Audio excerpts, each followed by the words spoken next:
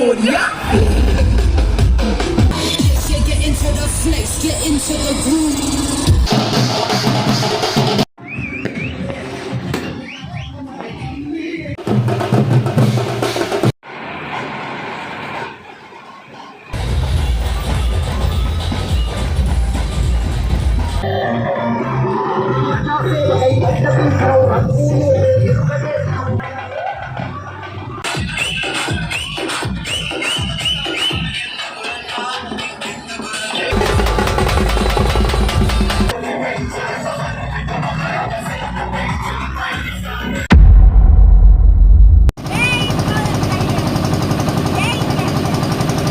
వినాయకుడిని ఏకదంతాయ అని ఎందుకు పిలుస్తారు? అలాగే 10 రోజులు పూజలు చేసి 11వ రోజుని ఎందుకు నిమజ్జనం చేస్తారు? ఇవన్నీ మీరు తెలుసుకోవాలనుందా? అయితే నా పేరు Vamshi Kumpatla. Welcome to our YouTube channel. First మన ఛానల్ ఎవరైనా లైక్, షేర్, కామెంట్, సబ్స్క్రైబ్ చేయకపోతే చేసేయండి.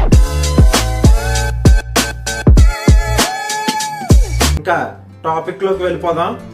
బ్రహ్మదేవుడు ఫ్యూచర్ జనరేషన్స్ కోసం వ్యాసుడిని మహాభారతం రాయమని అడుగుతాడు. కానీ అంత పెద్ద కథ రాయడానికి ఎవరి హెల్ప్ అయినా తీసుకుందాం అనుకుంటాడు వ్యాసుడు. ఎంత వెతికినా ఎవరు దొరకరు. అప్పుడు వినాయకుడి దగ్గరికి వెళ్తాడు.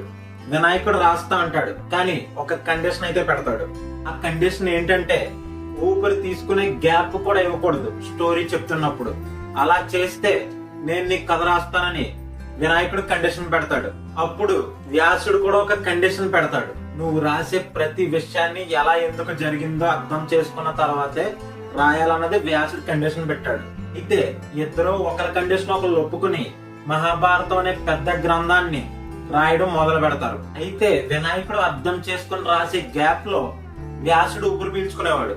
అంటే వినాయకుడు కండిషన్ కొద్దిగా బ్రేక్ చేసినట్టే కదా వ్యాసుడు. ఇది ఎలా ఉంటే వినాయకుడు కథ రాసే మధ్యలో పెన్న విరిగిపోతుంది. ఓకే, అక్కడ మన వినాయకుడికి ఒక చిక్కొచ్చి పడింది.